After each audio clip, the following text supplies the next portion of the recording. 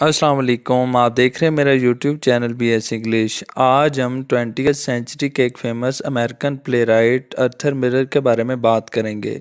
अर्थर Miller का writing career 7 decade से ज़्यादा पर मुश्तमिल है। इन्होंने अपनी लाइफ में 3 शादियां की। मिलर को 1979 में American theatre hall of fame का मेंबर भी बनाया गया। इस वीडियो को कंप्लीट देखिएगा ताकि आपको अर्थर मिलर की बायोग्राफी अच्छे से समझ आ सके। अर्थर मिलर का शुमार 20वीं सेंचुरी के ग्रेटेस्ट प्लेराइट्स में किया जाता है। इनका सबसे बेहतरीन प्ले का name death of a salesman है। ये वर्क इन्होंने 1949 में लिखा। इनका कंप्लीट नेम अर्थर एशर मिलर था। ये 17 अक्टूबर 1915 को हार्लेम न्यूयॉर्क US में पैदा हुए और इनकी डेथ 10 फरवरी 2005 को रॉक्सबरी US में हुई। जब इनकी डेथ हुई तो उस वक्त इनकी एज 89 ईयर्स थी। इनके फादर का नेम इजिडोर मिलर था। ये एक यहूदी थे और पोलैंड से हिजरत करके अमेरिका आए थे। अमेरिका में आकर इन्होंने औरतों के कपड़े बनाने का बिजनेस स्टार्ट किया। इनकी फैक्ट्री में 400 लोग काम करते थे। ये बहुत अमीर हो गए। इनकी माँ का नेम अगस्ता मिलर था जो कि एक टीचर थीं और नॉवेल्स पढ़ने की शौकीन थीं। 1929 में अमेरिका की स्टॉक एक्सचेंज कोलैप्स कर गई और बहुत सारे इन्वेस्टर्स को बहुत ज़्यादा नुकसान हुआ। इस कोलैप्स को वॉल स्ट्रीट क्रैश का नाम दिया जाता है। स्टॉक एक्सचेंज में अर्थर मिलर के फादर ने भी बहुत सारा पैसा इन्वेस्ट किया हुआ था। वॉल स्ट्रीट क्रैश की वजह से इनके सब पैसे डूब गए और ये सख्त मुश्किलात का शिकार हो गए। 1929 में अर्थर अपनी फैमिली के साथ ग्रेवसेंड ब्रुकलिन में शिफ्ट हो गए।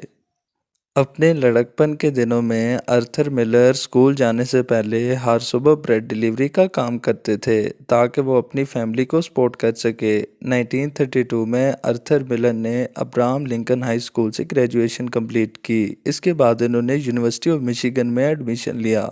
मिशिगन यूनिवर्सिटी की फ़ीस को पे करने के लिए इन्होंने कई जॉब्स भी की। 1 मई 1935 को इन्होंने लीग ऑफ अमेरिकन राइटर्स को ज्वाइन किया। ये 1935 से 1943 तक इस लीग के मेंबर रहे। यूनिवर्सिटी ऑफ मिशिगन में इन्होंने जर्नलिज्म को as a major subject choose किया। इसी दौरान इन्होंने एक स्टूडेंट न्यूज़पेपर में भी काम किया जिसका नेम द मिशिगन डेली था। इसी दौरान ही इन्होंने अपना पहला प्ले लिखा जिसका नेम नो विलन था। मिलर को इंग्लिश में इंटरेस्ट पैदा हो गया और उन्होंने जर्नलिज्म को एज अ मेजर सब्जेक्ट छोड़ा और इंग्लिश को as a major subject adopt किया। इन्हें अपने प्ले नो विलन के लिए एवरी होप अवार्ड भी मिला। 1937 में मिलर ने अपना दूसरा प्ले ऑनर्स एट डॉन लिखा। इस प्ले के लिए भी इनको एवरी होप अवार्ड मिला। मिलर ने एक प्ले राइटिंग सेमिनार में भी दाखिला लिया। इस सेमिनार को बहुत ही मशहूर और बासर प्रोफेसर केनेथ रोफ पढ़ा रहे थे।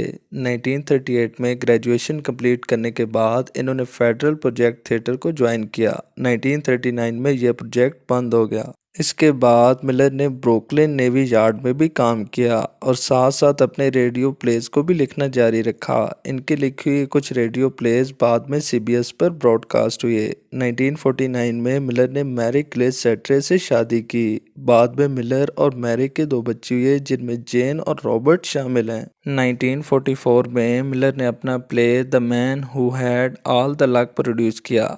इस प्ले की वजह से इन्हें थिएटर गिल्ड्स नेशनल अवार्ड भी मिला। 1945 में मिलर ने एक नावल पब्लिश करवाया जिसका नाम फोकस था। इनका अगला प्ले ऑल माई सन्स था जो इन्होंने 1947 में प्रोड्यूस किया। ये एक हिट प्ले था और ये ऑलमोस्ट 1 ईयर ब्रॉडवे थिएटर में परफॉर्म होता रहा। इस प्ले की वजह से मिलर को Tony award for best author मिला। मिलर का नेक्स्ट प्ले था डेथ ऑफ अ सेल्समैन। ये प्ले उस टाइम का सबसे फेमस प्ले बना। इस प्ले का प्रीमियर 10 फरवरी 1949 को मोरस्को थिएटर में हुआ और इसे डायरेक्ट इलिया कज़ान ने किया था जो कि अर्थर मिलर की एक अच्छी दोस्त थी। Death of a salesman commercially एक सक्सेस था और क्रिटिक्स ने भी इसे बहुत सराहा। इस प्ले की वजह से मिलर को Tony award for best author, New York drama circle critics award और पुलिट्जर प्राइज इन ड्रामा भी मिला। ये उनका पहला प्ले था जिसको 3 अवार्ड्स मिले। ये प्ले 742 टाइम्स परफॉर्म हुआ। 1953 में इन्होंने एक प्ले द क्रूसिबल लिखा। ये प्ले रिलीज़ के बाद ही सक्सेसफुल हो गया। दुनिया भर में मिलर का सबसे ज़्यादा बार प्रोड्यूस होने वाला वर्क द क्रूसिबल ही है।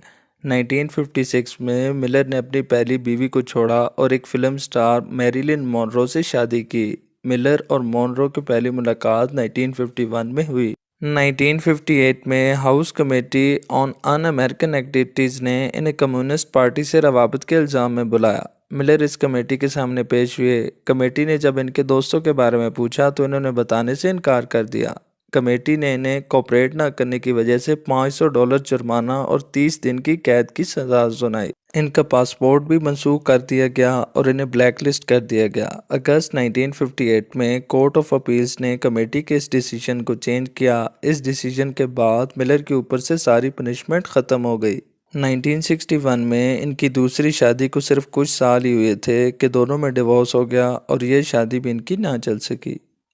17 फरवरी 1962 के दिन इन्होंने अपनी तीसरी शादी इग्ने मॉरिस से की। 1964 में इन्होंने अपना पहला work after the fall produce किया। इस वर्क में इन्होंने अपनी दूसरी शादी के बारे में अपने पर्सनल व्यूज़ को बयान किया है। 1965 में मिलर एक राइटर एसोसिएशन पैन इंटरनेशनल के फर्स्ट अमेरिकन प्रेसिडेंट इलेक्ट हुए और उन्होंने ये पोस्ट 4 साल तक संभाली। 1968 में इन्होंने फैमिली ड्रामा में भी कदम रखा और अपना famous family drama The Price publish किया।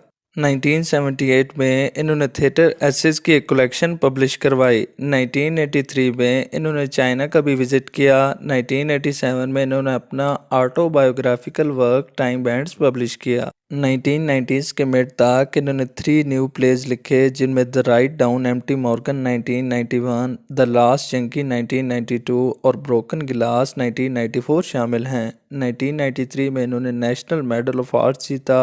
2002 में मिलर की तीसरी वाइफ मोरेथ की डेथ हुई। 1979 में Miller American theatre hall of fame के मेंबर बने। मिलर के फाइनल प्ले का नेम फिनिशिंग द पिक्चर था।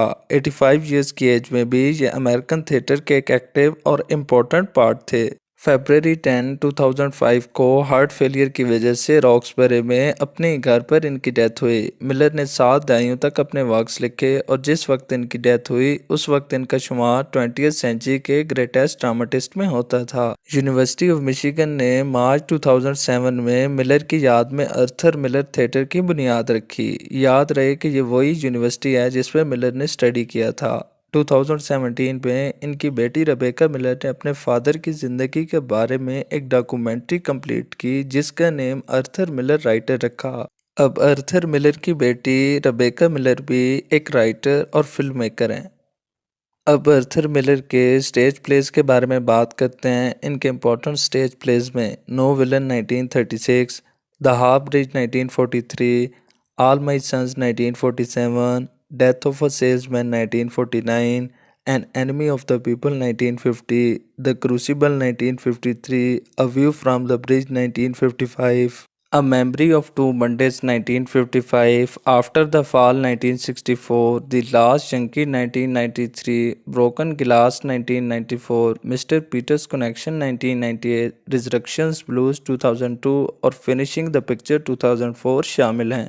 आर्थर मिलर के इम्पोर्टेंट रेडियो प्लेज में thunder from the mountain 1942, that they may win 1943, listen for the sound of wings 1943, I love you 1944, grandpa and the statue 1944, the Philippines never surrender 1944, the guardsman 1944 और the story of गर्स 1947 शामिल हैं।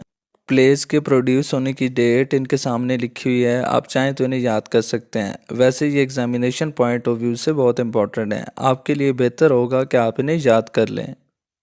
I hope आपको Arthur Miller की biography अच्छे से समझ आई होगी। मेरे चैनल को लाइक और सब्सक्राइब करें। मिलते हैं नेक्स्ट वीडियो में। अल्लाह हाफिज़।